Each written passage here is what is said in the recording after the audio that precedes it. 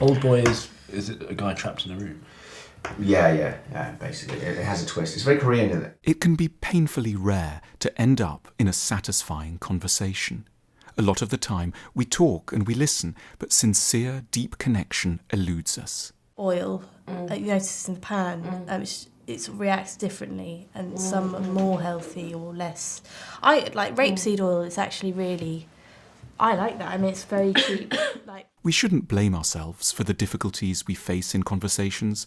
After all, no one ever particularly taught us how to have a conversation, though it might have helped. This is the, it's not the orbital, is it? It's the other one. But I mean, let's set it at 40. What? There's people trying to get to work, people trying to get to school. I mean, it's just so stupid. Too often, when we meet and talk, we stay on the surface of events. We say what happened, where we went, who we saw, not how we felt or what it meant to us. We talk about facts, not feelings, which are the only conduits to real connection. I think that's the issue. It's like when you're on that platform, you see there's Royston, Letchworth Garden City, and Welwyn Garden City, and that's the thing. Like a lot of people are there on that platform, and they don't know that they could change at Alexandra Palace. Or else we insist rather than explain feelings, thereby failing to get them into other people's minds. Like, so amazing. I still can't, like, even thinking of it now, it's just like, you know, when you're kind of, oh God, it was great. Oh, so good. Typically, we skirt the raw and intense emotions and head for safe but bland administrative chat. I used to eat meat, and then obviously when me and James broke up, I became vegetarian. I've found just absolutely the most amazing recipe book. It's literally, I don't know if you've seen it, and it's got like, you can replace sort of the dish that you would have with meat in it. Or else we simply can't keep a conversation on track. We repeatedly, as it were, open new windows, digressing until the thread is lost. So I'm thinking of playing poker this weekend with my mates, but I don't play anymore because I lost a bit of money last year. And I don't know, there's so much to read now. You know what I mean? I'm more interested in reading, if anything. But of course, I am going skiing next week, so I don't know, it's not the kind of place you might read, but... The good news is that we can learn to shape others' conversations rather than just receive them passively. In a dialogue, there are always what one might term conversational crossroads, with paths that lead either to greater intimacy or else towards ongoing superficiality. Here is one conversational crossroads. I'm inviting some friends over next week who I haven't seen since uni. At this point, you could go in one of two ways: a surface way. Oh, cool. What university did you go to? Manchester. Oh, yeah, it's really fun. Manchester, yeah. My sister went there. What did you study? Business.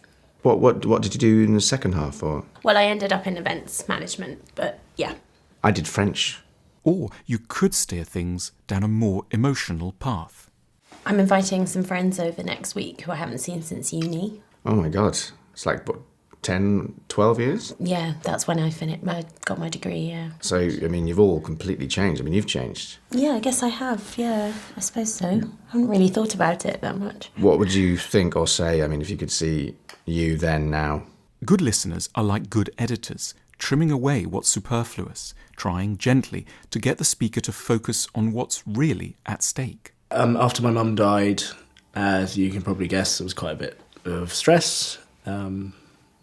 Well, I'm not helped by the fact that my favourite football team at the time, Manchester United, was going through a losing streak. Sorry, but you were saying that like your parents got divorced and then literally 3 months later your mum passed away. Yeah, so it was all quite quick. Yeah. But yeah, I've got a friend, Dave, or David, as he's called in work, because obviously that's a bit informal. Sorry, but you were saying like it just, like it all happened really quickly, and like when your mum went to hospital you didn't actually know she was ill before, or... The other great surprise about conversations is how much we like it when people show vulnerability. We always think that what we need to do to get other people to like us is to show how well things are going for us. Surprisingly, that's actually not very appealing. It's so well paid, which is great in terms of, now I can afford, to live in Canterbury, and which is gorgeous, and I love my flat. So yeah, it's been really, really positive, actually. It's not that we want others to fail. We just need to know that our own sorrows have echoes in the lives of others. That's what connects us.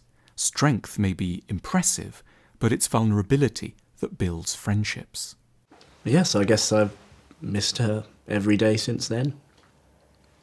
Which is mad because, I'm a grown man now, got a responsible job, got a family, got my own home, but when it comes down to it, I just miss my mum. It's so poignant that we make so much effort to come together, but often don't manage to connect. The good news is we can learn how to. The connections we long for are just waiting for us to make the right moves to secure them.